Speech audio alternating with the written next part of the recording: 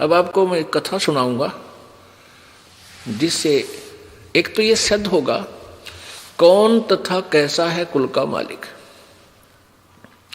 ये 5 दिन का समय आप जी को मिला है, सौभाग्य है आपका, और विशेषकर उन प्राणियों का जो दूर देश से आए हैं, विशेषकर बिहार प्रांत से पुण्यात्माएं लगभग 750 से ऊपर आए, 770-80 के आसपास आई। तो ये प्यारी आत्मा परमात्मा की हैं, सभी कहीं कहीं काल ने पटक रखी हैं और अब ये अपने परमात्मा को पहचान लेंगी। अब इनको 5 दिन यहीं रहना होगा। वैसे तो घर नहीं छूटता, ये काल नहीं छोड़ रहने देता। जैसे यहाँ आसपास के लोग हैं चले जाते हैं, यहाँ रुक नहीं पाते, वहाँ जाते, काल को ऐसी फांसी गाल दे है, भाई आज तक नहीं जान पाऊँ, 2 दिन और काम खराब हो गया, मुश्किल से 1 आध दिन आन पाते। और जो पुण्यात्मा यहाँ भी 4-5 दिन रह जाते हैं तो उनको ये पूर्ण लाभ मिल जाता है। तो इस 5 दिन के सत्संग जो प्यारी आत्मा ध्यान पूर्वक श्रद्धा से सुन लेंगी, क्योंकि आप यहाँ आए इसलिए हो कि हम परमेश्वर की महिमा सुने और अपनी आत्मा का कल्याण करवाएं, इस उद्देश्य को रखते हुए। तो आपको पूरा ज्ञान होगा, 5 दिन में पूरा विस्तार से ये ज्ञान दिया जाएगा, इसमें आपको कोई डाउट नहीं रहेगा। फिर भी कुछ रहता है तो आप यहाँ से CD ले जाइए बहुत सस्ते में। एक DVD जो 6 घंटे 5 घंटे की होती है आपको 20 रुपये में दी जाती है। जो हमारी लागत पड़ती है उससे भी 10-20 रुपये हम कम देते हैं, क्योंकि हमारा उद्देश्य है कि जन साधारण तक ये ज्ञान जा सके। आप कबीर सागर को नहीं समझ सकते, आप पवित्र कबीर सागर को, पवित्र कबीर वाणी को, पवित्र कबीर बीजक को नहीं समझ सकते आप जब तक इस दास के मुखारविंद से और प्रत्यक्ष उनको देख नहीं लोगे अपनी आंखों से। क्योंकि ये कबीर सागर कबीर जी का जो अमृत ज्ञान बहुत पुराना है, आज तक कोई भी कबीरपंथी इससे परिचित नहीं। इसी प्रकार पवित्र 4 वेद 5500 वर्ष पहले, पवित्र श्रीमद् भगवद गीता जी, पवित्र पुराण लगभग 5500 वर्ष पहले महर्षि व्यास जी द्वारा लिपिबद्ध किए गए थे। आज तक कोई भी हिंदू समाज का कोई भी विद्वान इन सदग्रंथों से परिचित नहीं है। पुण्यात्मा, ये बात जो पहली बार कोई सुनता है एकदम धक्का सा लगता है कि ये संत मेंटल तो नहीं है। इस दास के बारे में कहेंगे कि ये रामपाल मेंटल तो नहीं है, अपनी महिमा आप ही गा रहा है और सबको कह रहा है, किसी को ज्ञान नहीं है। ऐसा लगना स्वाभाविक है और यही इस दास के विरोध का कारण है। यही कारण परमेश्वर कबीर जी के साथ हुआ था। परमात्मा सत्य कहते थे और वो अनाड़ी अज्ञानी ऋषि महर्षि गुरु महंत वो कहते थे कबीर झूठ बोलता है, कबीर जी झूठ बोल रहे हैं। ऐसा सदग्रंथों में नहीं लिखा है। तो आज ये दास उस समस्या का समाधान साथ साथ कर रहा है कि आज तक किसी को भी अपने सदग्रंथों का ज्ञान नहीं। पवित्र, अब जैसे इसका थोड़ा सा एग्जाम्पल आपको देना पड़ेगा, उदाहरण, तब ये मार्ग आगे चलेगा। नहीं तो कोई व्यक्ति प्रथम बार सुन रहा होगा इस दास के सत्संग को तो उसको तो ऐसे हो जाएगा जैसे बालक को कुनीन खिला दिया करें, कुनीन टैबलेट कड़वी। लेकिन वो कड़वी टैबलेट खानी पड़ेगी इस रोग कटवाने के लिए, नहीं तो भयंकर मामला बन जाएगा। तो ये कुनीन है, लेकिन इसके साथ अगर हम आपको सदग्रंथ दिखाएंगे तो ये कुनीन खांड में दे के खिला दिया आपको, बूरा में, इतना आपके हलक अंदर चली जाएगी। इसके लिए आपको दिखाएंगे श्री मद देवी भागवत, जिससे आपका कति कंसेप्ट क्लियर हो जाएगा कि ना ब्रह्मा विष्णु महेश को वेदों का पता था, ज्ञान था, ना ऋषि महर्षि सतयुग के ऋषि महर्षियों को नहीं था, तो फिर द्वापर त्रेता कलयुग वालों का तापर सत्र का ज्ञान हो जाएगा कि उनको कैसे हो सकता है जो ज्ञान सतयुग वालों को नहीं था। अब देखिएगा श्रीमद् देवी भागवत, गीता प्रेस गोरखपुर से प्रकाशित, श्री संक्षिप्त श्रीमद् देवी भागवत अर्थात दुर्गा पुराण, देवी पुराण भी इसको कहते हैं। संपादक है हनुमान प्रसाद पोदार, चिमनलाल गोस्वामी। और ये कहाँ से प्रकाशित है, कहाँ से मुद्रित है? प्रकाशक एवं मुद्रक गीता प्रेस गोरखपुर, गोविंद भवन कार्यालय कोलकाता का संस्थान। इसके आपको 28 पृष्ठ से दिखाते हैं। प्रथम स्कंध और संक्षिप्त देवी भागवत, पृष्ठ 28। नारद जी और व्यास जी की वार्ता हो रही है। नारद जी ने कहा, व्यास जी तुम इस विषय में जो पूछ रहे हो ठीक यही प्रश्न मेरे पिताजी ने अर्थात ब्रह्मा जी ने श्री भगवान श्री हरि से किया था, विष्णु जी से। देवाधिदेव भगवान जगत के स्वामी हैं। लक्ष्मी जी उनकी सेवा में उपस्थित रहती हैं। दिव्य कौस्तुमणि उनकी शोभा बढ़ाती है। वे शंख चक्र गदा लिए रहते हैं, पीतांबर धारण करते हैं, 4 भुजाएं हैं। वक्षस्थल स्थल पर श्री वत्स का चिन्ह चमकता रहता है। वे चराचर जगत के आश्रयदाता हैं, जगत गुरु एवं देवताओं के भी देवता हैं। ऐसे जगत प्रभु भगवान श्री हरि अर्थात विष्णु जी महान तप कर रहे थे। उनकी समाधि लगी थी। यह देखकर मेरे पिता ब्रह्मा जी को बड़ा आश्चर्य हुआ। उन्होंने उनसे जानने की इच्छा प्रकट की। ब्रह्मा जी ने पूछा, प्रभो, किसे? विष्णु जी से पूछा, आप देवताओं के अध्यक्ष, जगत के स्वामी और भूत भविष्य एवं वर्तमान सभी जीवों के एकमात्र शासक हैं भगवान। फिर आप क्यों तपस्या कर रहे हैं और किस देवता की आराधना में ध्यान मग्न है? मुझे असीम आश्चर्य तो यह हो रहा है कि आप देवेश्वर एवं सारे संसार के शासक होते हुए भी समाधि लगाए बैठे हैं। ब्रह्मा जी के विनीत वचन सुनकर भगवान श्री हरि, ये 29 पृष्ठ पा गया। भगवान श्री हरि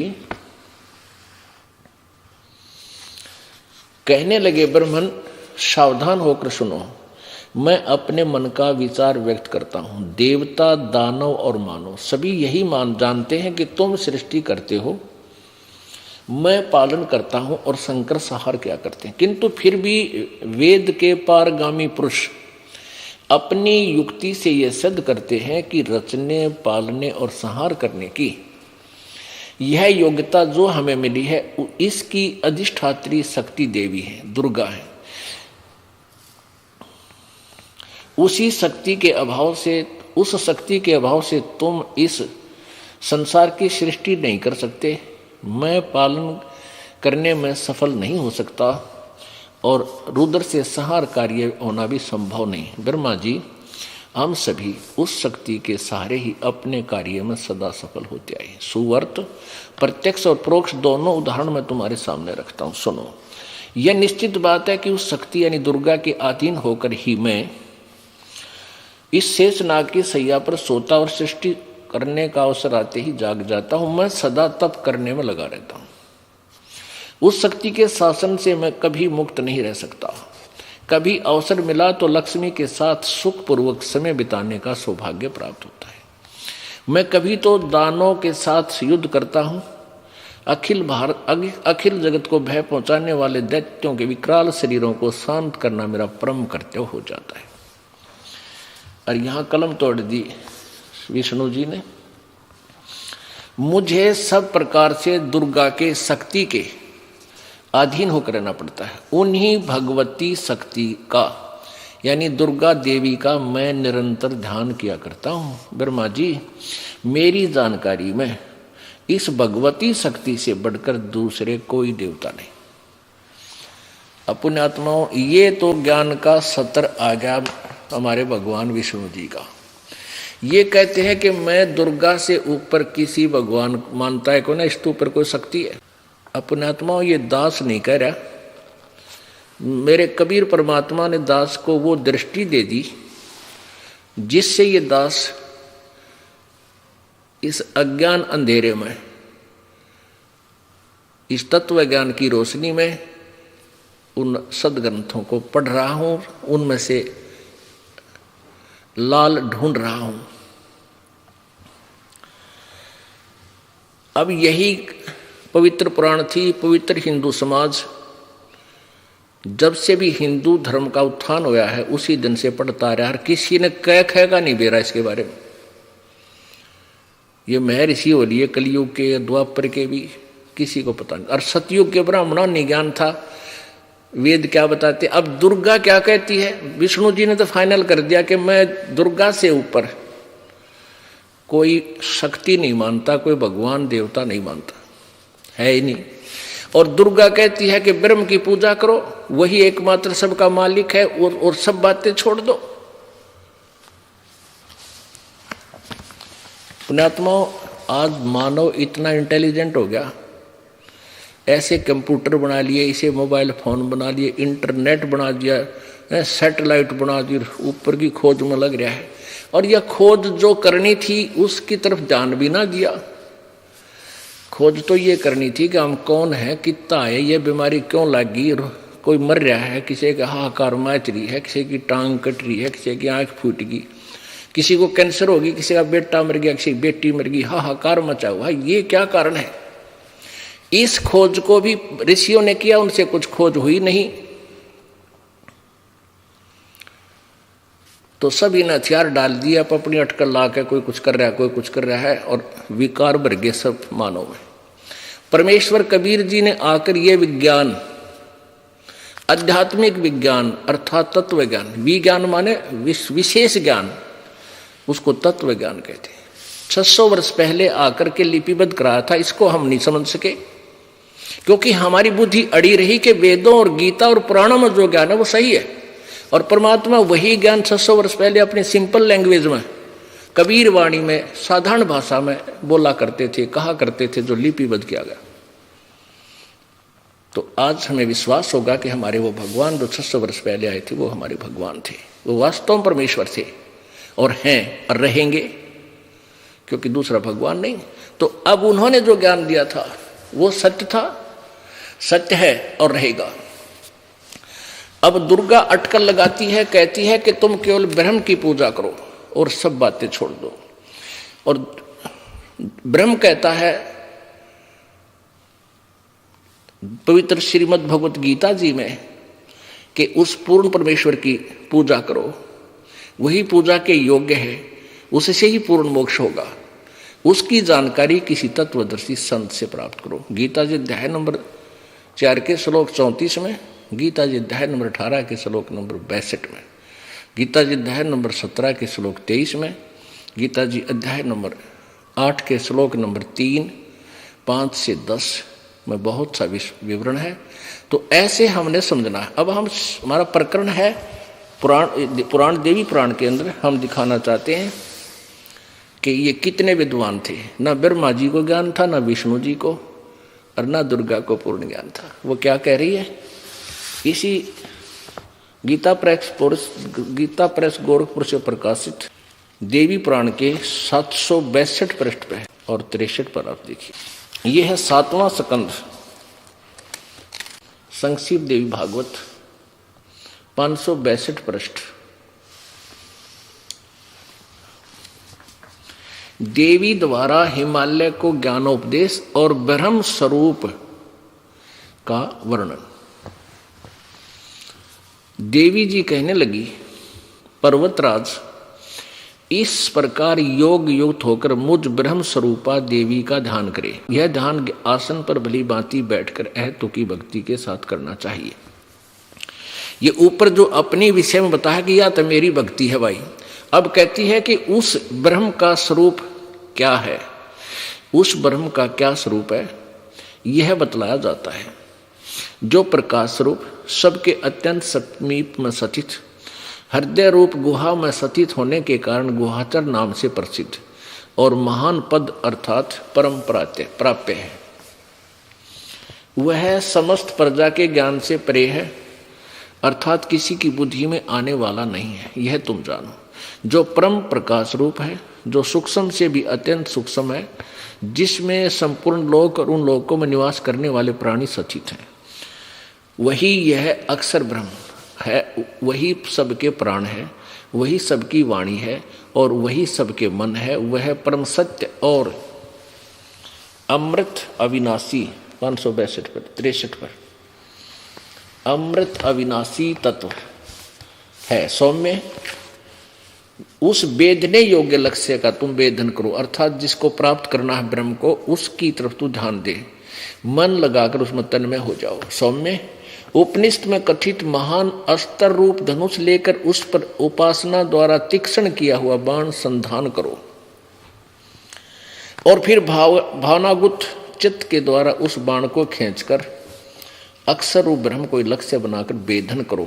अर्थात परवण धनुष है, ओम मंत्र तो धनुष समझो, जीवात्मा बाण है और ब्रह्म को उसका लक्ष्य कहा जाता है। ब्रह्म उस एकमात्र परमात्मा को ही जानो, दूसरी बातें सब छोड़ दे।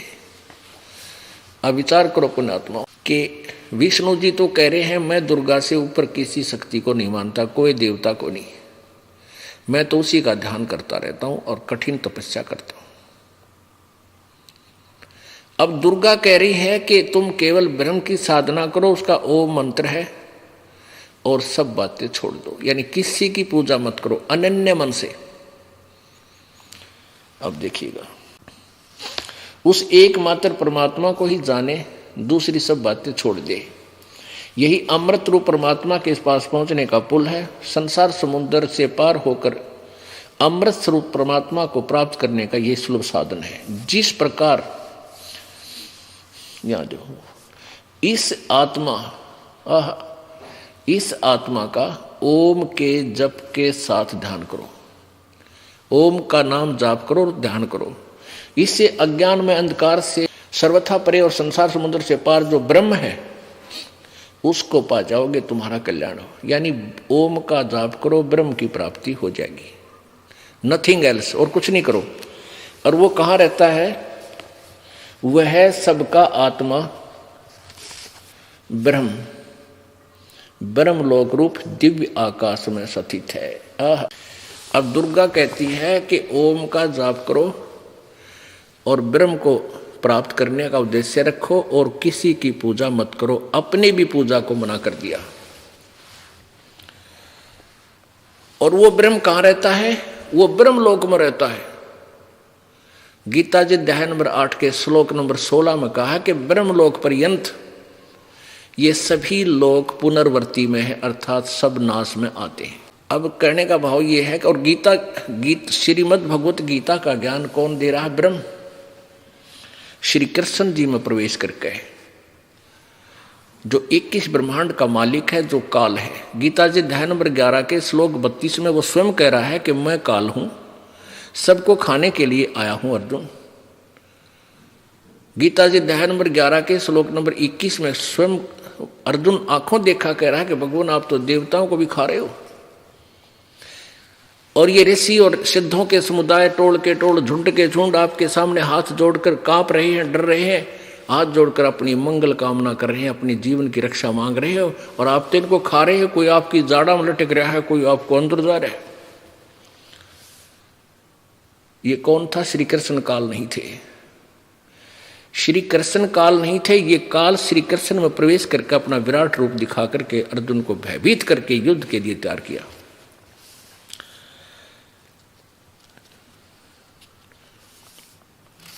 तो गीता जी अध्याय नंबर 8 का श्लोक 16 आपको दिखाते हैं, क्योंकि गीता जी का जो ज्ञान है ये ब्रह्म के द्वारा दिया गया है। और ब्रह्म को ये ज्ञान परमात्मा ने, पूर्ण ब्रह्म ने इसके अंतःकरण में फीड किया था। 5 वेद, ये 4 वेद, ऋग्वेद, यजुर्वेद, सामवेद और अथर्ववेद, और 5वां ये सूक्ष्म वेद। इस काल ने धोखा किया। सूक्ष्म वेद जो परमात्मा ने आके बताना पड़ा, ये इसने गुप्त कर दिया, क्योंकि इसमें इसकी क्लियर पोल खुला थी, इसको इसने नष्ट कर दिया। और ये 4 वेद दे दिए, जिसमें महिमा तो पूर्ण परमात्मा की है, लेकिन ब्रह्म साधना केवल ब्रह्म तक का ही ज्ञान है। यजुर्वेद अध्याय नंबर 40 के श्लोक नंबर 15 में यही कहा गया है कि उस मेरा ओम मंत्र है और इसका ओम नाम जाप करो। पहले यजुर्वेद देखिएगा, ये महर्षि दानंद सरस्वती द्वारा अनुवादित है और ये आरएस प्रकाशक है, सार्वदेशीय कार्य प्रतिनिधि सभा, 2/5 महर्षि दानंद भवन, रामलीला मैदान, नई दिल्ली। संपूर्ण 40 अध्याय आर्य भाषा भाष्य महर्षि दानंद सरस्वती कृत। मुद्रक हैं Prince offset printers, 1510 Pataudi house, Daryaganj, नई दिल्ली। इसमें इसके 40वें अध्याय जो अंतिम अध्याय है, 40वें अध्याय का 15वां श्लोक आपको दिखाते हैं। ये देखिएगा, यजुर्वेद भाषा भाष्य अध्याय नंबर ये है 44वां अध्याय, 40वां अध्याय। और यहां देखिएगा 15वां मंत्र, वायु अनिलम अमृतम अथ इदम भस्मांतम शरीरम ओम कर्तो समर किलबे समर और कर्तुम समर। ओम करते समर कर्तो, इसको करते भी लिखते हैं, करते। ओम कर्तो समर किलबे समर और कर्तुम समर। ओम नाम का जाप, कर्तो माने काम करते करते स्मरण कर, और किलबे माने कस, विशेष कसक के साथ, विशेष कसक के साथ किलबला के, जैसे मरता हुआ आदमी अपनी जान की भीख मांगता है, ऐसे किलबला के, ऐसी किलबलाहट के साथ, इतने मतलब श्रद्धा से उसका जाप कर। और कर्तुम समर, अपना मुख्य कर्तव्य जानकर, मनुष्य जीवन का परमात्मा की भक्ति ही मुख्य कर्तव्य जानकर इस ओम का स्मरण कर। यहां तो लिखा है कि वायु अनिलम अमृतम अथ इदम भस्मांतम शरीरम, यानी जैसे गीता जी अध्याय नंबर 8 के श्लोक नंबर 13 में लिखा है कि जो अंतिम श्वास तक जो ओम नाम का जाप करता है, पवित्र चारों वेदों का सारांश श्रीमद् भगवत गीता जी है। क्योंकि आप एक बालक नहीं रहे, अब शिक्षित हो, आपको थोड़ी सी दिशा की आवश्यकता है, बहुत आसानी से समझ जाओगे। जब तक हम अपने सदग्रंथों से परिचित नहीं होंगे तो कोई भी काल का दूत आपको डिगम कर देगा, और यही अभी तक कारण बना रहा, हम भगवान के मार्ग से दूसरे मार्ग पर चल पड़ते हैं, तुरंत चल पड़ते हैं। ये दास चाहता है कि आपको इतना रंग दो इस रंग में, चाहे यहाँ ब्रह्मा विष्णु महेश आकर आपको कहें तो भी आप नहीं मान सकते, उनको ज्ञान में पराजित कर दोगे। अब देखो, ये श्रीमद् भगवत गीता, गीता प्रेस गोरखपुर से प्रकाशित है, जयदयाल गोविंद का इसके अनुवादक है। ये प्रकाश एवं मुद्रक है, गीता प्रेस गोरखपुर, गोविंद मन कार्यालय, कोलकाता का संस्थान। अब इसमें आप देखिएगा, गीता जी अध्याय नंबर 8 के श्लोक नंबर 13 में ये देखो,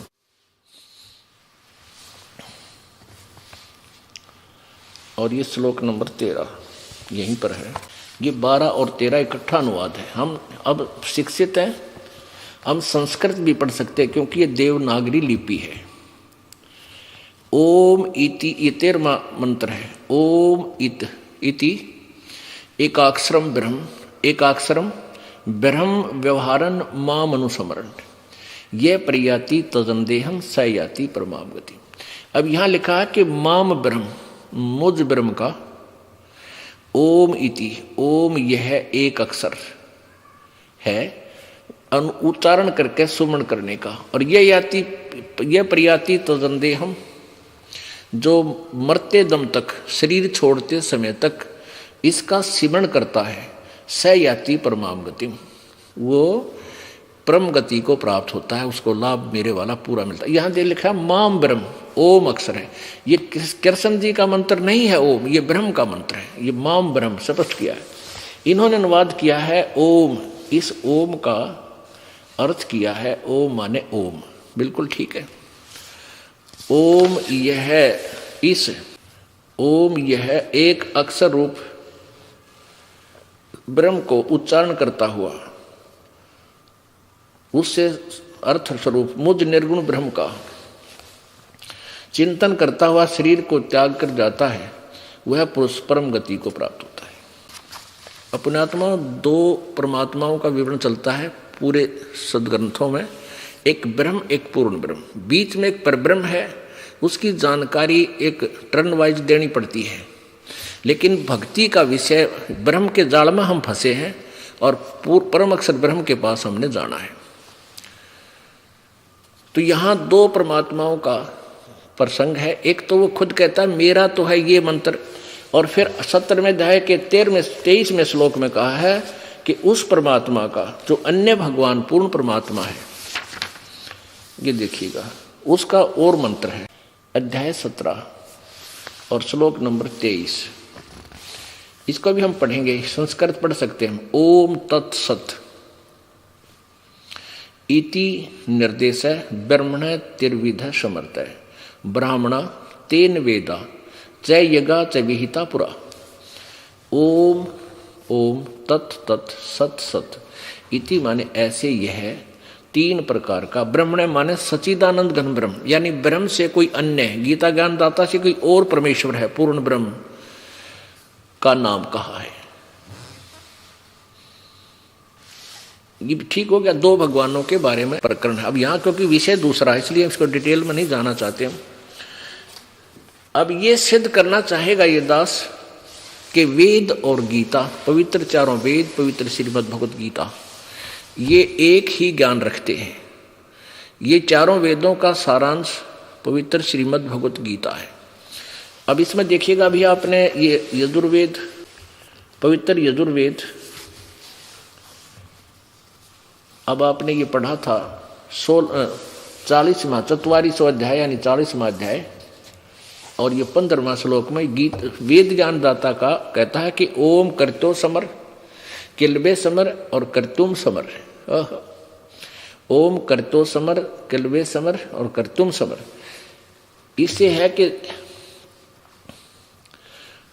इदम माने यह है शरीरम नष्ट होने वाले सुखादि, भस्मांतम अंत में भस्म होने वाला। इसका सीधा सा अर्थ है वायु अनिलम अमृतम इदम अथम इदम अथ इदम भस्मांतम शरीरम। वायु अनिलम का अर्थ है जो जीव आत्मा है वो अंतिम श्वास तक इसका सिमरण करे और ऐसे कसक के साथ करे तो अंत समय में उसमें जो शरीर जो उसका नष्ट होने होगा उस समय उसको वो अमृतव प्राप्त होगा जो ओम के जाप से मिल सकता है।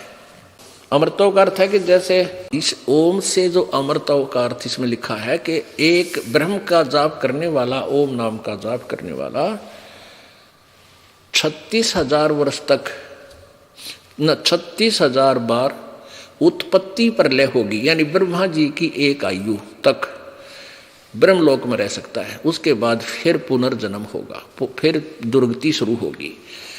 अब इसलिए गीता ज्ञान दाता ब्रह्म चौथे गीता जी अध्याय नंबर 4 के श्लोक 5 और 9 में कहता है कि अर्जुन तेरे और मेरे बहुत जन्म हो चुके, तू नहीं जानता। मेरे जन्म कर्म अलौकिक हैं, दिव्य हैं।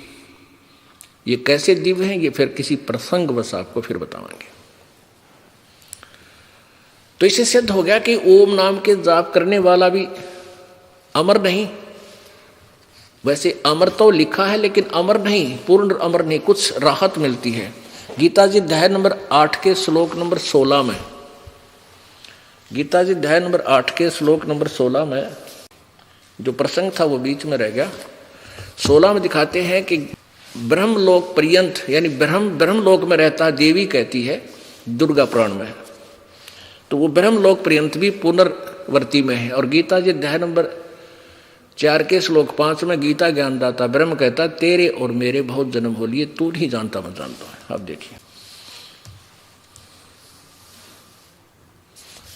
इसके अध्याय नंबर 8 के और श्लोक नंबर 16 में, 13 आपने पढ़ लिया, 16 में इसमें लिखा है हे अर्जुन ब्रह्मलोक पर्यंत ब्रह्मलोक तक सब लोग पुनर्वृत्ति में है। यानी पुनर्वृत्ति माने दोबारा जन्म और मृत्यु, नष्ट और फिर उत्पत्ति में ही है, यानी पूर्ण मोक्ष नहीं। अब यजुर्वेद, अभी आप यजुर्वेद देख रहे हैं, ये हमारी पवित्र गीता जी से मेल खाता है इसका ज्ञान। ये तो ब्रह्म का ओम नाम है, आपने पढ़ा 40वें अध्याय में, 44वें अध्याय का 15वां श्लोक जो आपने पढ़ा, इसमें स्पष्ट हुआ कि ओम करतो समर, लेकिन अनुवाद करता विचलित है। इसने क्या लिखा कि हे कर्म करने वाले जीव करतो, इसका अर्थ बनता है कि कर्तुम समर, काम करते करते सिमरण कर, विशेष कसक के साथ सिमरण कर, और हे अपना मूल कर्तव्य जान के मनुष्य जीवन का, इसलिए ओम का सिमरण कर। कर्म करने वाले जीव तू शरीर छूटते समय ओम इस नाम वाची ईश्वर का स्मरण कर। ओम का नहीं लिखा, अनुवाद करता विचलित है, ज्ञान नहीं था इनको किसी को भी, ऋषि में ऋषि को। यहां लिखना था कि तू ओम का स्मरण कर, ओम नाम का स्मरण कर। ये कहता है कि ओम, ब्रैकेट में संस्कृत लिखी है, इसका अनुवाद है इस नाम वाच्य ईश्वर को स्मरण कर, नोट ओम, बल्कि इसका जो नाम है उसको स्मरण कर। अब 17वां, ये देखिए 44वें अध्याय का 40वें अध्याय का 17वां, इसमें दो परमात्माओं का जिक्र है। वेद ज्ञान दाता कहता है कि जिस ज्योति स्वरूप रक्षक मुझ से अविनाशी यथार्थ कारण से आच्छादित मुख के तुल्य उत्तम अंग का प्रकाश किया जाता है, जो वह प्राण व सूर्य मंडल में पूर्ण परमात्मा है। वह प्रोक्ष रूप, वह तो गुप्त है, और अहम यानी मैं, ये काल बोलता है गीता वेद ज्ञानदाता, यानी ऊपर वो तो पूर्ण परमात्मा है, वह तो प्रोक्ष रूप है, वो तो ऊपर है, गुप्त है, और मैं आकाश के तुल्य व्यापक हूँ, सबके गुण कर्म सबसे करके अधिक हूँ। ओम सबका रक्षक, मैं उसका ओम ऐसा नाम जानो। अनुवाद करता तो कति अड़ंगाकरण की ठेका ले रहा था यूं महर्षि दान, इसको ज्ञान तो क्या है कभी नहीं था, एक संस्कृत भाषा जानता था, फिर भी सच्चाई को ये दबा छुपा नहीं सके, स्पष्ट कर दिया है कि वो परमात्मा पूर्ण ब्रह्म तो ऊपर प्रोक्ष है, वेद साफ कह रहे हैं। अनुवाद करता अड़ंगा मिला मिलाकर भी छुपा नहीं सका, सच्चाई साथ रही। अब प्रसंग चल रहा है कि देवी ने कहा है कि उस ब्रह्म का जाप कर। ये देखिएगा 7वां स्कंध, ये श्रीमद देवी भागवत है, जो प्रसंग अभी चल रहा था, गीता प्रेस गोरखपुर से प्रकाशित 7वां स्कंध है, और देवी हिमालय को बता रही है 562-63 पर, उस एक मात्र परमात्मा को ही जानो, दूसरी बातें छोड़ दो।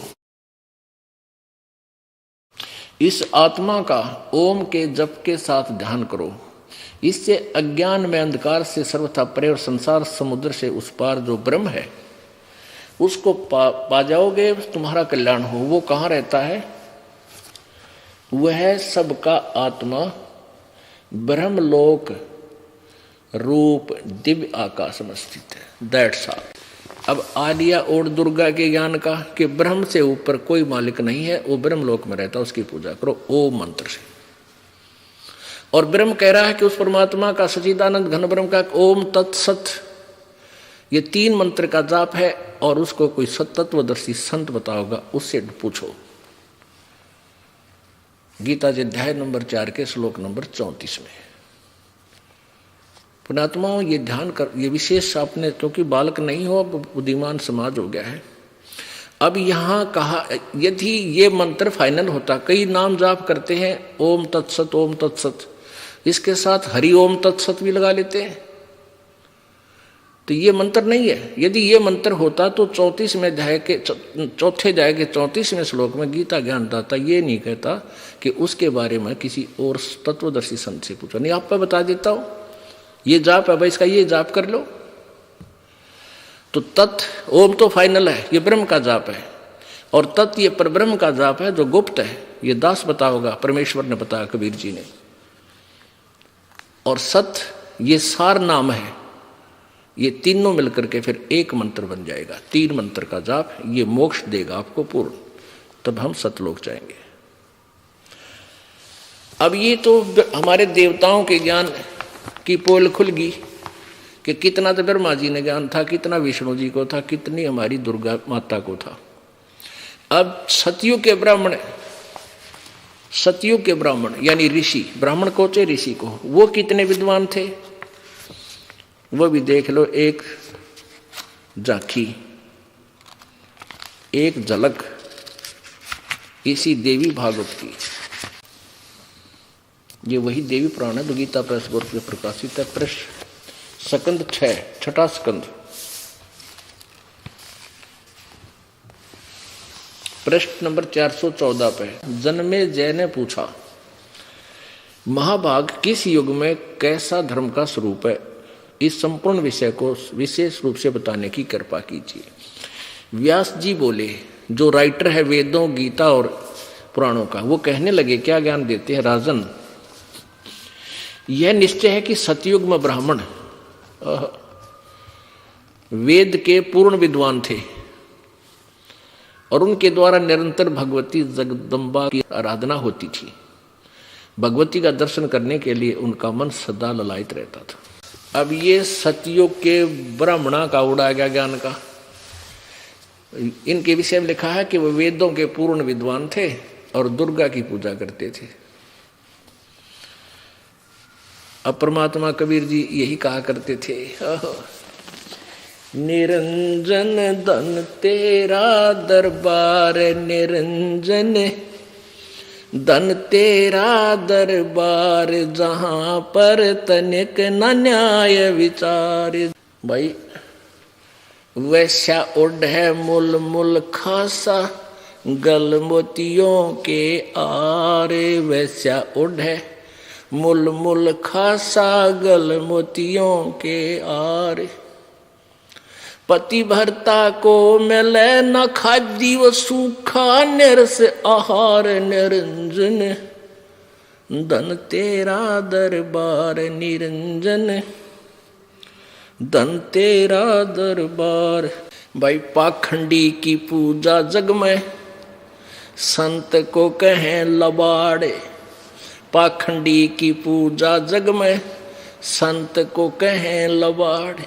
अज्ञानी को परम विवेकी, ज्ञानी को मूड गंवार। निरंजन धन तेरा दरबार, निरंजन धन तेरा दरबार, जहां पर तनिक न न्याय विचार।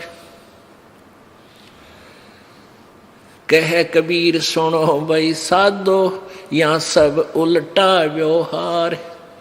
कहें कबीर सुनो भाई साधो, यहाँ सब उल्टा व्यवहार।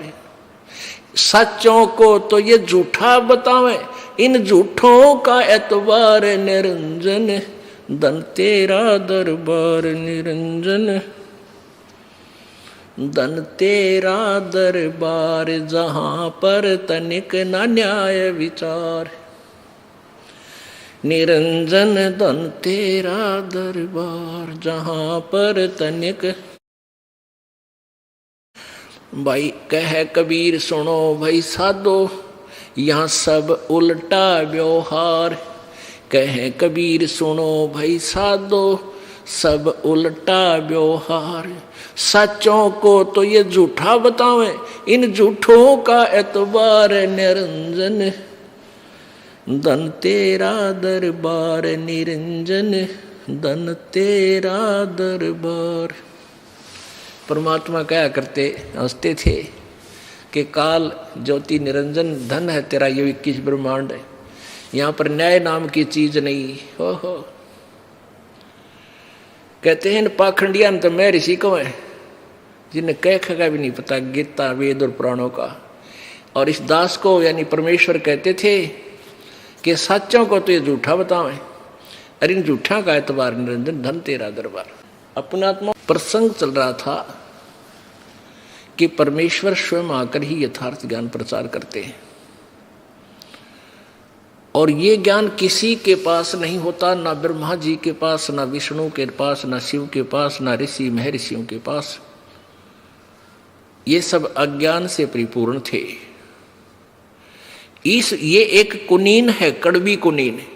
आज से 600 वर्ष पहले परमात्मा ने यही ट्रीटमेंट करना चाहा था जो आज दास कर रहा है। कबीर परमेश्वर जी ने यही कुनीन खिलाने की, ये मलेरिया उतारने की, जन्म मृत्यु का रोग काटने के लिए ये कड़वी दवाई, ये यथा सत्य ज्ञान रूपी कड़वी दवाई आप में प्रवेश करनी चाहिए थी। लेकिन इन नकली ऋषियों ने, गुरुओं ने, महंतों ने, मंडलेश्वरों ने और ब्राह्मणों ने, जो सतयुग के ब्राह्मण नकल को कोई ज्ञान नहीं था, कलयुग वाले ब्राह्मण तक ये होगा, इनका तो कहना है छोड़ दो। देवी भागवत में लिखा है कि सतयुग के तो राक्षस और कलयुग के ब्राह्मण समान समझ लेना, वो तेरा गजब हुई। अब दास नहीं कह रहा यह, क्योंकि ये किसी कड़वी कुनीन होगी, किसी औरत चाट लिया कड़वी पावेगी। अपने आत्माओं, ये सदग्रंथ दास को रह रह कर इसलिए दिखाने पड़ते हैं कि कहीं कोई भक्त, कोई श्रद्धालु इस दास के साथ ना संघर्ष कर बैठे, अज्ञानता में टक्कर ना मार दे। एक समय अंधेरे में, रात्रि के समय, एक अंधा वृद्ध व्यक्ति हाथ में लालटेन जगाकर जगमगाती लालटेन लिए जा रहा था। आगे से बच्चे आ रहे थे उछल कूद करते हुए। अंधे ने आवाज लगाई, बेटा देखना, ध्यान से आना, मैं अंधा हूं, मुझे दिखाई नहीं देता। बच्चा ध्यान से चलना बेटा। अब वो बालक आवाज सुनी, बच्चे वहां खड़े हो गए, कहने लगे बाबा क्या सचमुच आप अंधे हो? कहा बेटा मैं अंधा हूं, मुझे कुछ दिखाई नहीं देता। फिर लालटेन किस लिए लिए हो? कि तुम आंखें वाणों के लिए, कहीं मेरे टक्कर मार दो, बुढ़े की हड्ड तोड़ दो। तुम्हारे लिए ले रहा हूं कि तुम मुझे देखकर साइड पकड़ जाओ, एक तरफ का निकल जाओ मेरा बीरा। तो ये दास, ये सदग्रंथ रूपी लालटेन साथ रखता है कि कहीं ये बालक रूपी समाज मुझ दास को टक्कर ना मारे, इस सदग्रंथों की रोशनी से साइड पकड़ जाते हैं। और यही कारण है कि आज पवित्र हिंदू समाज इस दास का अनुयायी होता जा रहा है, क्योंकि आज कोई बालक नहीं है। 600 वर्ष पहले परमात्मा यही ज्ञान देते थे जो दास आज दे रहा है। लेकिन उस समय ये भगत समाज शिक्षित नहीं था, और वो जितने इनके अनुयायी थे वो भी अंधे थे। जिनके मार्गदर्शक थे हमारे, वो भी ज्ञानहीन और हम भी ज्ञानहीन, दोनों अंधे की अंधा पकड़े जा रहा था। अब परमात्मा ने हमारी आंखें बना दी, आंखों का ऑपरेशन कर दिया, मोतियाबंद समाप्त कर दिया ज्ञान रूपी, अब हमें स्पष्ट दिखाई देता है। तो इसलिए ये रह कर आपको सदग्रंथ दिखाए जाते हैं। अब आपको दास ये दिखाना चाहता है, ये समझाना चाहता है क्या कि वो परमात्मा कौन तथा कैसा है, कुल का मालिक, और किसने देखा, वो कहाँ रहता है, उसका वास्तविक परिचय क्या है। अब हम दो तरीके से आपको समझाएंगे। एक तो पवित्र सदग्रंथों के माध्यम से, और दूसरा प्रत्यक्ष दृष्टा जिनको परमात्मा का साक्षात्कार हुआ।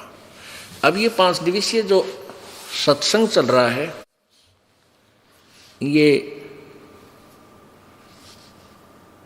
इसका उद्देश्य ये है कि हम आपको परमात्मा की महिमा से परिचित कराएं, और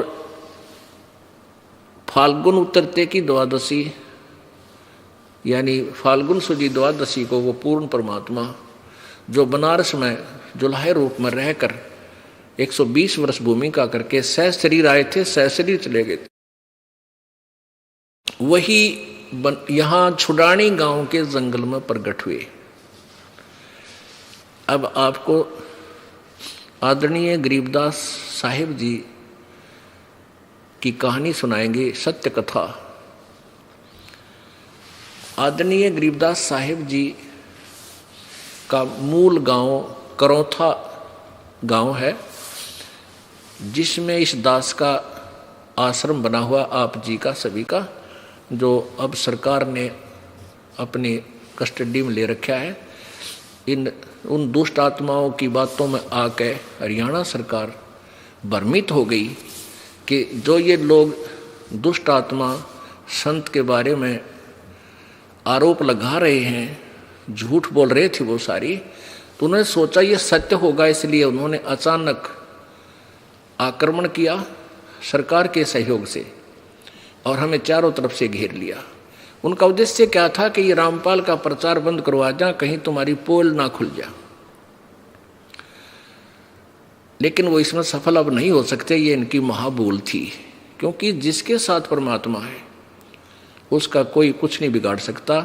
वो तो ऐसे है जैसे अंधा गधा रेल के मार्ग में खड़ा हो पटरी पे, और पटरी पर जब रेल आ रही होती है, दूर से गड़ गड़ गड़ की आवाज़ आती है, तो वो सोचता है कि कौन मुझे डिस्टर्ब करने आ रहा है, इसको पटक दूं ठाक है।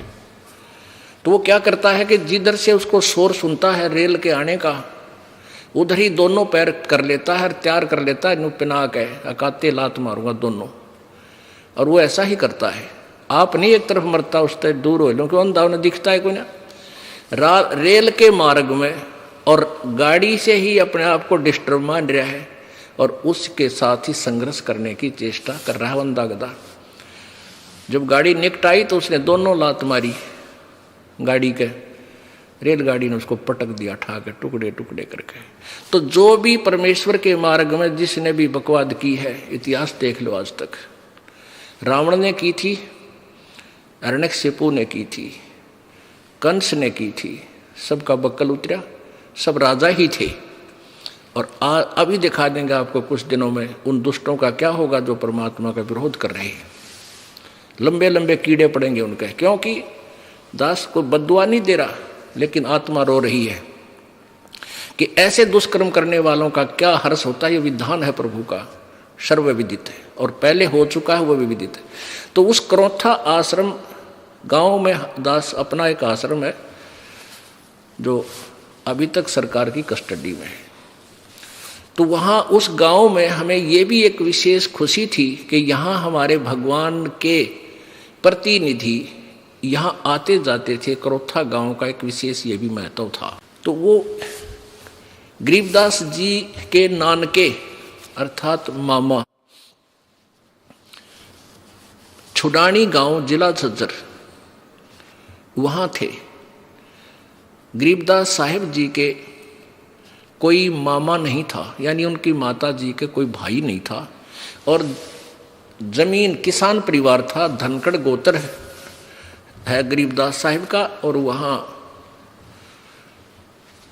किसान जाट परिवार में यानी उनका जन्म था।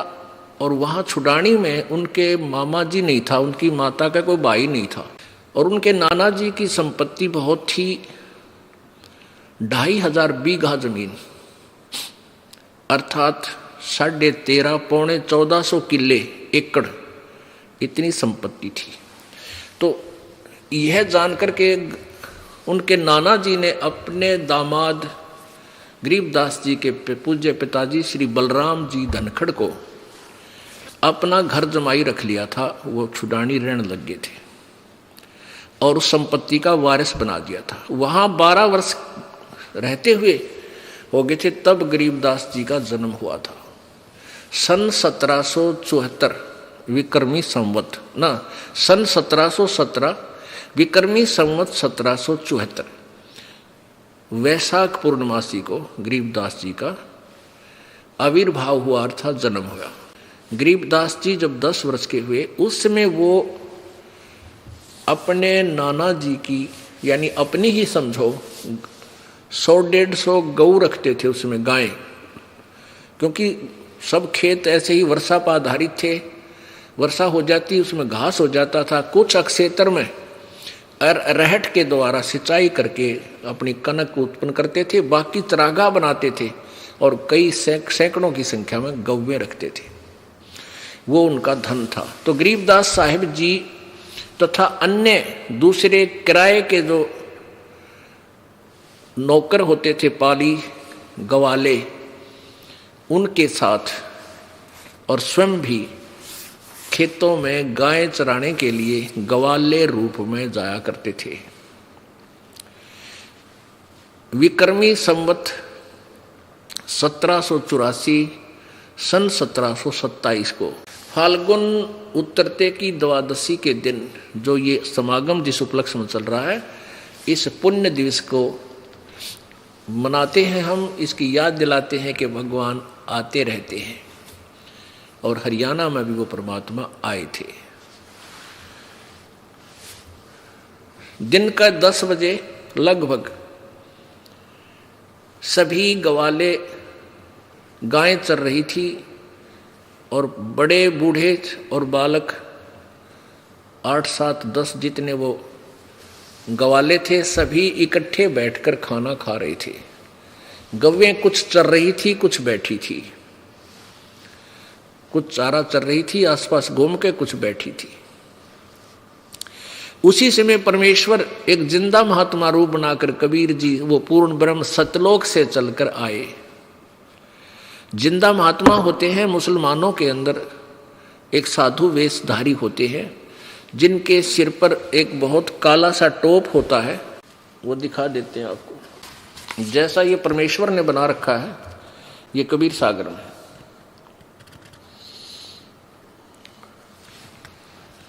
ऐसा लंबा सा टोप और ऐसी वेशभूषा, और ये एक ही पूरा ओवरकोट होता नीचे घुटनों से नीचे तक। ये ऐसी वेशभूषा बनाकर परमेश्वर पूर्ण ब्रह्म, परमेश्वर परम अक्षर ब्रह्म, वो कबीर देव कबीर साहब छुड़ानी गांव के उस खेत में, उस जंगल में प्रगट हुए। आके वहाँ प्रगट हो गए जो कबलाना गांव की सीमा के पास है, जो कबलाना गांव की सीमा के पास था, है अभी वर्तमान में है।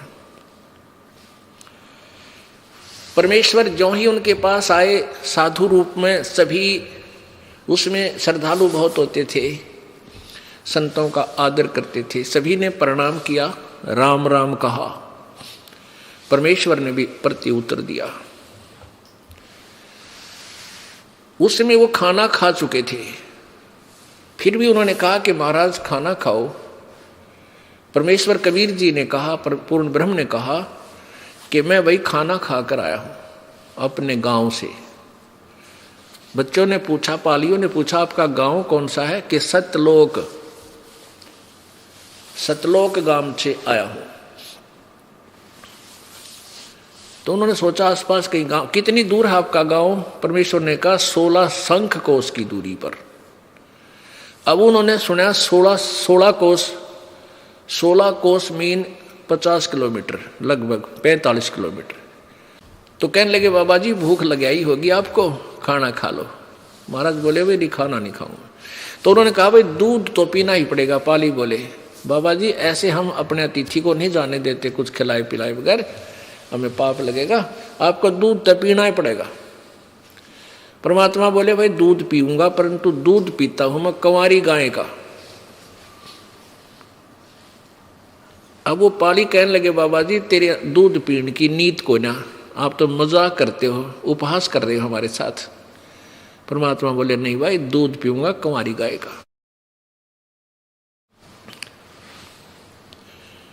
इसी वार्तालाप में कभी गरीबदास 10 वर्षीय बालक खड़े हुए, एक गाय को ले आए जो कभी नए दूध नहीं हुई थी, कभी किसी पशु जो ना सांड ने धनाई नहीं थी, अर्थात अछूती थी, कवारी का अर्थ ही होता है। तो उसको और वो अच्छी 1.5 वर्ष की हो चुकी थी, 1.5 वर्ष की। तो उसको लाकर खड़ा कर दिया कि महाराज जी देखियो इसका बच्चा तो है नहीं, दूध कैसे देगी ये? परमात्मा बोला भाई इसके नीचे एक पात्र रखो। जो वो ग्वाले एक मिट्टी का पात्र साथ लिए हुए थे, खाली करवा दिया। कहते इसको इसके नीचे रखो, गाय की ओड़ी के नीचे, लेवटी के नीचे रखवा जी। हाथ से पकड़ लिया गरीबदास जी ने, बालक ने। कबीर परमेश्वर ने उसकी कमर पर, गाय की कंवारी गाय की कमर पर थपकी मारी। उसी समय लंबे लंबे सतन हो गए और दूध की धार निकल पड़ी। वो पात्र भर गया, जब 3-4 किलो 4-5 किलो का था वो भर गया तो बंद हो गया अपने आप। लेकिन सतन फिर भी लंबे लंबे थे, ऐसे ही जैसे दूध देने वाली गायें की हों। वो न्यू कहने छोड़ दिया परमात्मा ने, ताकि कोई देखेगा तो इन बच्चा ने झूठा ना बना होगा, इनको न्यू ना कहेगा तुम झूठ बोलते थे। तब गरीबदास जी बालक ने लाकर कहा, ले महाराज पी लो भगवान। परमात्मा ने आधा पी लिया, आधा पीकर कहा, ले बच्चों तुम भी पी लो, पा लियो, ये यहाँ का नहीं है, ये हमारे गांव सतलोक से दूध आया इस कुंवारी गाय में, अमृत है। अब वो जो बड़े बड़े पाली थे, ग्वाले थे, वो कहने लगे हम नहीं पीवा बाबा जी, ये तो जादू जंतर का पाप का दूध कुंवारी का, हम ना पीवा। कभी उठकर चल पड़े। अब गरीबदास जी कहने लगे, महाराज ला आपका दूध कब मिले हमारे को, आपका झूठा। उन दूसरों के मन में यह आके ना जाने किस जाति का होगा, इसका झूठा दूध हम ना पी, पहले छुआछात बहुत थी। और गरीबदास बालक ने कहा, ला महाराज आपका दूध और झूठा, आपका अमृत प्रसाद कब मिला हमें। उन्होंने वो पी लिया। अब वो पी लिया तो परमात्मा ने कहा, बेटा भगवान भक्ति किया करो। गरीबदास जी कहने लगे, जी हम करते हैं भक्ति, हमारे गांव में ऐसे ऐसे हम वहाँ जाते हैं, दूसरे गांव में शिव जी की पूजा करते हैं, ऐसे करते हैं, श्री कृष्ण की पूजा करते हैं। फिर परमेश्वर ने उस बालक को बहुत सा ज्ञान कराया, रुचि से सुना। फिर कहने लगे, बाबा आपका कहाँ वो लोक जो ब्रह्मा विष्णु महेश से भी ऊपर है, वहाँ भी कोई और भगवान रहता है। परमात्मा बोले, चल बेटा तुझे वो लोक दिखाता हूँ, क्योंकि आइए अब हम उन श्रद्धालुओं के अनुभव जानते हैं जो जगत गुरु तत्वदर्शी संत रामपाल जी महाराज जी से दीक्षा प्राप्त कर चुके हैं तथा उनके द्वारा बताए गए भक्ति मार्ग पर चल रहे हैं। सर नमस्कार। नमस्कार सर। क्या नाम है आपका? रामनंदन पटेल। सर कहाँ से आए आप? मैं मूलतः रहने वाला बनारस का हूँ, लेकिन जबलपुर में मध्य प्रदेश में सर्विस करता हूँ शिक्षा विभाग में, और जबलपुर में रह रहा हूँ। आप जबलपुर शिक्षा विभाग में एक शिक्षक हैं। सर आप कितने साल से जबलपुर में रह रहे हैं? मैं 40 साल से जबलपुर में हूँ। सर संत रामपाल जी महाराज से कब जुड़े आप? मैं संत रामपाल जी महाराज से 2013 अप्रैल में जुड़ा। सर आप एक शिक्षक हैं, क्या आप जानते हैं कि संत रामपाल जी महाराज पर आरोप लगे हैं? हाँ सर, ये मैं जानता हूँ कि संत रामपाल जी पर आरोप लगे हैं, लेकिन सारे आरोप झूठे हैं। सर क्या आप अभी भी संत रामपाल जी महाराज में पूरा विश्वास रखते हैं? हाँ सर, पहले से ज़्यादा, जेल में नहीं गए थे उसके पहले से, उससे ज़्यादा विश्वास अब हो गया है संत रामपाल जी महाराज के ऊपर। सर क्या कारण है कि संत रामपाल जी महाराज के जेल में जाने के बाद उनके श्रद्धालुओं का विश्वास दुगना ज़्यादा हो गया है और लोग अभी भी संत रामपाल जी महाराज से जुड़ रहे हैं? सर बात यह है कि संत रामपाल जी महाराज जेल में जाने के बाद श्रद्धालुओं की संख्या इसलिए और बढ़ती जा रही है कि जो मालिक का ज्ञान है वो सभी जो है 4 वेद, 18 पुराण, गीता, बाइबिल, इन सभी के अनुसार जो है संत रामपाल जी महाराज समाज को ज्ञान दे रहे हैं, और उस ज्ञान से लोगों को लाभ हो रहा है, बड़ी बड़ी बीमारियां ठीक हो रही हैं, और सब अच्छे से उनका आर्थिक लाभ भी हो रहा है। मुझे भी ऐसी बहुत सी बीमारियों से इजाज़त मिली है और मैं भी अच्छे से रह रहा हूँ, और समाज इस बात को देख रहा है। समाज में प्रमाण है कि बहुत से लोग इसका लाभ उठा रहे हैं, इस भक्ति का, रामपाल जी महाराज से भक्ति लेकर के उसका लाभ उठा रहे हैं। सर हम आपसे एक बात पूछना चाहेंगे कि संत रामपाल जी महाराज से नाम दीक्षा लेने से पहले आप क्या साधनाएं करते थे? संत रामपाल जी महाराज से नाम उद्देश्य लेने के पहले मैं जो समाज में हमारे देवी देवताओं की जो कुल पूजा होती थी, उन्हीं पूजाओं को मैं बराबर बरकरार रखा था। हमारे घर में जो है हनुमान जी की मूर्ति की स्थापना मेरे हाथों से कराई गई, दुर्गा जी की मूर्ति की स्थापना हमारे पुरोहितों ने मेरे हाथ से कराई। मैं उसी का पूजा करता रहा। फिर भी पूजा करते करते जो है मैं असाध्य बीमारियों से भी ग्रसित हो गया, और वो असाध्य बीमारियां मुझे आज तक पछाड़ती रहीं जब तक मैं जो है संत रामपाल जी महाराज के शरण में नहीं आया। सर संत रामपाल जी महाराज के बारे में आपको कैसे पता चला? क्योंकि आप जबलपुर में रहते हैं, यहाँ से हरियाणा काफ़ी दूर है, कैसे आप संत रामपाल जी महाराज से जुड़े? सर मैं संत रामपाल जी महाराज से जुड़ने का श्रेय जो है मेरे बालक पर जाता है। मेरा बेटा जो है मेरे से 1 साल पहले संत रामपाल जी महाराज से गुरु दीक्षा लेकर के वो भक्ति कर रहा था, लेकिन घर में वो चोरी चोरी भक्ति करता था, हम लोगों को नहीं बताता था, और मैं अपनी भक्ति में सांसारिक पूजा में लगा रहता था। तो जब मेरी तबीयत खराब होने लगी ज़्यादा, तो उसने कहा कि पापा ऐसा है कि देखिए संतरा जहाँ से मैं दीक्षा लिया हूँ, और ये लोग देखिए रामपाल जी महाराज के दीक्षा लेने के बाद उस साधना को करने के बाद लोग असाध बीमारियों से ठीक हो रहे हैं। आपको क्या प्रॉब्लम थी? हमको सर पहले तो हमारी पोस्टर ग्रंथि बढ़ी हुई थी शरीर की, और उसमें से जो है हमें रात भर हमको बाथरूम जाना पड़ता था, नींद नहीं आती थी, जिसके कारण मुझे ब्लड प्रेशर की बीमारी हो गई। और ब्लड प्रेशर बीमारी होने के साथ साथ एक दिन ब्लड प्रेशर इतना हाई हुआ कि मुझे पैरालाइज की शिकायत हो गई, और ये मेरा लेफ्ट साइड जो था वो जो है बिल्कुल शून्य होने लगा, और तब मुझे पता चला कि मुझे कुछ हो रहा है। और मैं ये मेरी जो पैरालाइज की शिकायत हुई थी, अपोस्टर ग्रंथि की जो शिकायत थी, ये दोनों रिपोर्ट मेरे साथ हैं। कितने डॉक्टरों की रिपोर्ट मेरे साथ में मैं लेके आया हूँ। कौन से हॉस्पिटल में आपने दिखाया था? जबलपुर का जो सबसे बढ़िया हॉस्पिटल जिसको माना जाता है, डॉक्टर अनुराग साहनी का। और सर क्या कहा डॉक्टर ने? रिपोर्ट में क्या बताया? रिपोर्ट में ये कहा गया, मुझे तो नहीं बताया डॉक्टर ने, इन्होंने मुझे को इतना बताया कि आपके ब्रेन में क्लॉटिंग है, और उस क्लॉटिंग की वजह से आपको पैरालाइज हुआ है, और इतना बता के उन्होंने कहा आपको भर्ती होना पड़ेगा। उन्होंने एडमिट कर लिया, मैं 1 महीने तक अस्पताल में एडमिट रहा। लेकिन मेरे बच्चे को बुला करके बाद में पूछा गया, उससे बताया गया कि ये इनको बचने की उम्मीद नहीं है, आप उम्मीद छोड़ दीजिए। और मेरे पास एक ही बालक है। सर कौन सा डॉक्टर ने कहा कि आपकी बचने की उम्मीद नहीं है? वो डॉक्टर अनुपम साहनी, जबलपुर में है ये? जबलपुर में ये है, इनका अस्पताल जबलपुर में है, मध्य प्रदेश में। सर फिर कैसे ठीक हुए, कैसे राहत मिली आपको? तो हमें जो है वो बालक ने हमें बीच में बताया था कि पापा जो है आप गुरु से चलिए, नाम दीक्षा ले लीजिए तो बीमारियां दूर हो जाएंगी। तो मैं बीच में गुरु से नाम दीक्षा तो लिया जा करके बरवाला, यहाँ जबलपुर से दिल्ली गया, दिल्ली से फिर बरवाला जाके नाम दीक्षा तो लिया, लेकिन मुझे पहले उतना विश्वास नहीं हो रहा था, और मैं भक्ति ठीक से नहीं कर रहा था, और मैं जगत में भी कुछ लगा रहता था। तो लेकिन जब मैंने दीक्षा तो ले लिया था, जब मुझे ये पैरालाइज का अटैक हुआ था, तो मुझे तुरंत अपने गुरु संत रामपाल जी महाराज का ध्यान आ गया कि उन्होंने मुझे जो मंत्र दिया था, और उसमें हमने सुना भी था इंटरव्यू में कि जो इस नाम का जाप करता है, गुरु जी के बताए के अनुसार इस नाम का जाप करता है तो तलवार से लगा हुआ जो घाव होता है वो सुई की नोक के बराबर दर्द में बदल जाता है। तो जब मुझे ये अटैक हुआ तो मैं उस मंत्र का मन ही मन जाप करने लगा। तो हमारा जो जहाँ तक हमारा अंग शरीर का शून्य हो गया था, जहाँ सेंसेशन नहीं था, वो सेंसेशन वहीं तक जो है रुका रहा, और धीरे धीरे धीरे धीरे वो शून्यपन खत्म होने लगा शरीर का, और मैं बहुत जल्दी रिकवर हो गया, और अस्पताल से मुझे छुट्टी मिल गई, और आज मैं आपके सामने बिल्कुल स्वस्थ निरोग। मेरी जो है पोस्टर ग्रंथि का भी ऑपरेशन नहीं कराना पड़ा, वो भी ठीक ठाक है, ब्लड प्रेशर नहीं है, मैं कोई दवाई नहीं लेता हूँ, और पैरालाइज की भी कोई दवाई नहीं लेता हूँ, और आपके सामने आज स्वस्थ बिल्कुल खड़ा हूँ।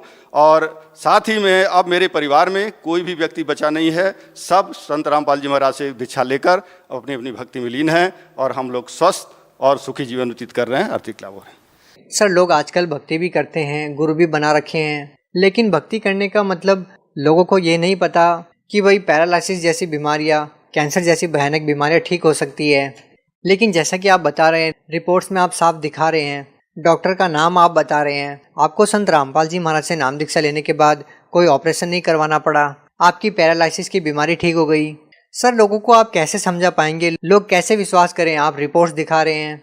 सर विश्वास जब ही होगा सर, जब हम किसी चीज़ का उपभोग करेंगे, किसी चीज़ पे जो ज्ञान बताया जा रहा है उस ज्ञान को हम सुने, उसके अनुसार आचरण करें, तो उसका फल आपको मिलेगा। क्योंकि हमने उस आचरण अपने लाया उस चीज़ को, गुरु जी के मंत्र को, और हमें फ़ायदा हुआ, इसलिए मैं आपको रिपोर्ट सहित प्रमाण दे रहा हूँ कि मुझे फ़ायदा हुआ। अगर आप गुरु संत रामपाल जी महाराज से जुड़ते हैं, उनसे गुरु दीक्षा लेते हैं और उनके बताए हुए रास्ते पर चलते हैं, तो आपको निश्चित है आपको फ़ायदा मिलेगा। बिल्कुल लोगों को विश्वास हो सकता है, लेकिन एक हैरान करने वाली बात है। सर आप एक बात बताइए, आप एक शिक्षक हैं, आप बिल्कुल झूठ नहीं बोलेंगे। सर आप सच सच बताइए कि पहले क्या आप कोई नशा करते थे? सर मैं पहले जो है नशा भी करता था, मांस का भक्षण भी करता था, और जगत के सारे व्यवहार जो होते हैं वो सब अपने मित्रों दोस्तों के साथ जा कर के करता था। अब आप ये कहेंगे कि आपने संत रामपाल जी महाराज से नाम दीक्षा लेने के बाद नशा छोड़ दिया? यस, जिस दिन से मैंने संत रामपाल जी महाराज जी से गुरु दीक्षा ली है, कुछ दिनों तक तो मैं अनजाने में, मुझे विश्वास नहीं था तो मैं गलत काम करता रहा, लेकिन जो है उसका फल हमको, जो उसका दुष्परिणाम मुझे भोगना पड़ा। इसके बाद मुझे जो है ये ज्ञान हुआ कि नहीं, संत रामपाल जी महाराज के साथ रखकर वो सब देखते हैं, उनको मालूम है कि हम क्या कर रहे हैं, कौन सा गलत काम कर रहे हैं। तो मुझे खुद संज्ञान में आया चीज़, और मैंने सारी चीज़ जो है सबको तिलांजलि देकर मैं आज गुरु जी के बताए हुए रास्ते। सर, आप एक पढ़े लिखे इंसान हैं, आप एक बात बताइए कि साइंस का ज़माना है, बड़े बड़े मेडिकल इंस्टीट्यूट बने हैं, साइंस बहुत आगे तक जा चुकी है। एक ऐसे ज़माने में लोग एक संत के आशीर्वाद देने से नशा कैसे छोड़ सकते हैं? कैसे आप लोगों को प्रेरणा मिलती है, जबकि सरकार बड़े बड़े नशा मुक्ति केंद्र खोलती है, करोड़ों की योजनाएं लेकर आती है, फिर भी लोग नशा नहीं छोड़ पाते, लेकिन एक संत के आशीर्वाद से कैसे छोड़ सकते हैं? सर, संत रामपाल जी महाराज के अनुसार जो ज्ञान मिलता है, उस ज्ञान में जब आदमी रम जाता है, लीन हो जाता है, तो उसको और बाहर दूसरी दुनिया की जो बुराइयां जो है वो अपने आप छोड़ के भाग जाती हैं। सर, वो छोड़ता नहीं है, बुराइयां अपने आप भागने लगती हैं उससे। सर, एक और ख़ास बात हमारे को देखने को मिलती है कि संत रामपाल जी महाराज जी अपने सत्संग प्रवचनों में ये कहते हैं कि जो भी उनसे नाम दीक्षा लेगा और मर्यादा में रहकर भक्ति करेगा, उसको गारंटेड लाभ मिलेगा। क्या आप मानते हैं कि ये बात बिल्कुल सच है? आपके साथ क्या क्या लाभ हुए सर? तो मैं ये बात 101% सही मानता हूँ। गुरु जी की जो आदेश हैं, उपदेश हैं, जो सुनते हैं हम लोग, और उसे हमको लाभ मिला हुआ, 100% लाभ मिला हुआ। इसलिए मैं विश्वास करता हूँ और लोगों को यही बोलूँगा, वो भी विश्वास करके देखें। पहले जब विश्वास करेंगे तभी फल मिलेगा, बिना विश्वास के फल नहीं मिलता। सर, आपको और क्या लाभ मिले? हाँ, उसके साथ साथ सर मेरे ऊपर 2 झूठे केस लगा करके लोग मुझे फंसा रहे थे। गुरु जी की कृपा से, रामपाल जी की कृपा से वो सारे जो है केस मेरे ख़त्म हो गए और मैं आज बाइज्जत बरी हूँ। और मैं सर्विस करते हुए आर्थिक रूप से परेशान था कर्ज के बोझ से, लेकिन वो सब मालिक जो है उसको स्वीकार कर रहे हैं। और हमारी धर्मपत्नी जिनको कि वो भी बहुत अस्वस्थ रहती थी, और हर साल उनको 3 यूनिट ब्लड हमको चढ़वाना पड़ता था प्रति वर्ष। उनके शरीर में ब्लड बनता ही नहीं था और उनके हाथ पाँव सूज जाते थे। डॉक्टर बोलते थे इनका जो है समय आ गया अंत। लेकिन जिस दिन से गुरु जी के शरण में गए हैं हम लोग, हमारी पत्नी को आज तक, ये 2013 से लेकर आज तक ब्लड नहीं चढ़वाना पड़ा। सर, आप जबलपुर में एक शिक्षक के पद पर तैनात हैं। सर, आप खुद एक शिक्षक हैं, लेकिन दूसरी ओर लोगों का ये कहना कि संत रामपाल जी महाराज के जो अनुयायी हैं वो शिक्षित नहीं है, वो एक अंधभक्ति के तहत उनसे जुड़े हुए हैं। आप उनके लिए अपने आप में एक जवाब हैं कि आप एक शिक्षक होते हुए भी आप संत रामपाल जी महाराज से जुड़े हुए हैं। सर, इसका सीधा सा मतलब ये है कि आपने संत रामपाल जी महाराज को बहुत ही जांच परख करके अपना गुरु बनाया है। आप उन लोगों को क्या कहना चाहेंगे? सर, आपका कहना बिल्कुल सही है कि मैं एक शिक्षक हूँ, अपने बालकों को सही शिक्षा देता हूँ जो सिलेबस के अनुसार सही है। तो इसी प्रकार से संत रामपाल जी जो हमारे सिलेबस हैं, हमारे जो है हमारे जो 4 वेद हैं, 18 पुराण हैं, बाइबल है, गीता, उनके साथ ये हमारा ज़िंदगी का सिलेबस है। इसमें जो बातें लिखी हुई हैं, सच्चाई, वही हमारे गुरु रामपाल जी महाराज हमको देते हैं। तो वो जो है सत्य शिक्षा है, सत्य ज्ञान है। इस कारण से मैं उसको ग्रहण किया, और जो है मैं ये अंधविश्वास के रूप में नहीं ग्रहण किया, मैं आत्मिक रूप से उसको सब परिवार उसका ग्रहण कर उस आचरण पर चल रहा हूँ, आचरण में व्यवहार में ला रहा हूँ। सर, जैसा कि आपने बताया कि पहले आप नशा करते थे और संत रामपाल जी महाराज से नाम दीक्षा लेने के बाद आपने नशा छोड़ दिया, और भी आपको बहुत सारी शारीरिक परेशानियां थी, उनसे नाम दीक्षा लेने के बाद वो खत्म हो गई। ऐसे ही लाखों लोग हैं जिनका नशा संत रामपाल जी महाराज ने छुड़वा दिया। दहेज जैसी कुप्रथा को संत रामपाल जी महाराज जड़ से खत्म कर रहे हैं। बावजूद इसके एक ऐसा संत जेल में है। आप सरकार से क्या कहना चाहेंगे इस बारे में? सर, संत रामपाल जी को जो आज जेल में देख रहे हैं लोग, हालांकि हमारी दृष्टि सांसारिक रूप से जो संसार के लोग हैं वो जानते हैं कि जेल में है, लेकिन हम उनके भक्तों की दृष्टि में वो जेल नहीं है, हमारे लिए वो जेल धाम है। और हम यही कहेंगे कि ये अज्ञानता के कारण हमारा जो शासन है, प्रशासन है, समाज के जो पुरोहित पंडित अपने बहुत बड़ा ज्ञानी मानते हैं, उनकी जो है ये अज्ञानता के कारण हमारे गुरुजी आज जेल में बंद हैं। अगर उनको सच्चाई, अगर उनको जानना है तो उनको ज्ञान को देखें। पहले जो दिखाते हैं एक एक पेज पर, एक एक पन्ने पर, एक एक श्लोक में, ऋग्वेद, पुराण, गीता, सब में वो दिखाकर बताते हैं, लेकिन हमारे जो है पढ़े लिखे समाज को पता नहीं क्या हो गया, कौन सी पट्टी लगी हुई आँख पर, कि उस सच्चाई को नहीं समझ रहे हैं, उस सच्चाई को नहीं देख रहे हैं। और जो लोग बर्बली मौखिक रूप से जो भी दुष्प्रचार करते हैं उस पर लोग विश्वास करके, सरकार भी यही की है कि उनके दुष्प्रभाव से, दुष्प्रचार से, अज्ञानता के कारण हमारे गुरु जी को जेल में डाले हुए हैं। सर, हमारा निवेदन यही है, सरकार से आग्रह है कि हमारे गुरु जी को जल्द से जल्द जेल से रिहा करें। बहुत बहुत धन्यवाद। Thank you.